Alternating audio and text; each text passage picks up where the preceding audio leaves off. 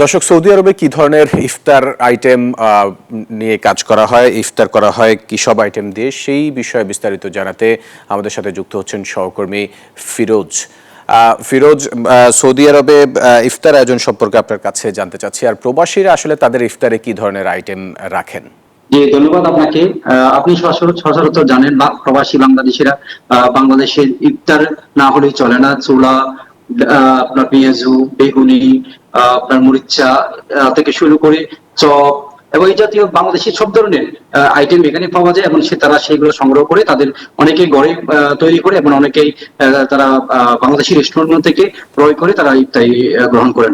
আপনাকে জানিয়ে রাখি, এখানে সবচেয়ে বড় মানে ইফতার আয়োজন হয় বাংলাদেশি কমিউনিটি সমিতিগুলো, যেমন চট্টগ্রাম সমিতি, ফরিদপুর সমিতি, কুমিল্লা সমিতি, নোয়াখালী সমিতি, এই ধরনের নানান ধরনের সমিতি রয়েছে। বিভিন্ন বিভাগে অনুযায়ী তারা ইফতারি আয়োজন করে এই বাংলাদেশি আইটেম গুলা দিয়ে তারা বাংলাদেশিদেরকে শত শত বাংলাদেশিদেরকে তারা দাওয়াত করে এবং ইফতারের আয়োজন অনুষ্ঠান আয়োজন করে। সেখানে প্রবাসী বাংলাদেশি ছাড়াও সৌদি নাগরিকরাও অংশগ্রহণ করে।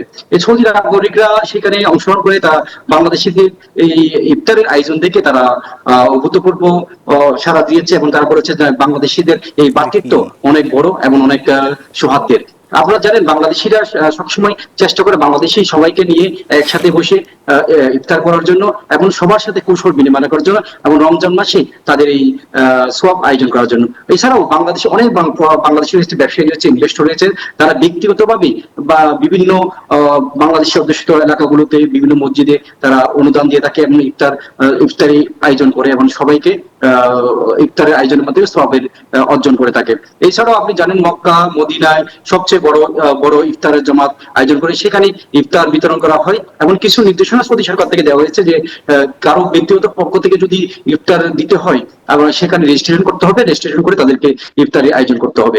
এছাড়াও আগামী আপনার 20 রমজান থেকে ইত্তেখাব যারা থাকবে এখানে সৌদি আরবে এসে তাদের জন্য দিক নির্দেশনা জারি করেছে সৌদি সরকার। তাদেরকে এখানকার সৌদি গভর্নমেন্ট থেকে যারা অনুমতি নিয়ে আপনাদের এতাহাব থাকতে হবে। তো এই ছিল আমার কাছে ইফতার আয়োজনের সর্বশেষ তথ্য।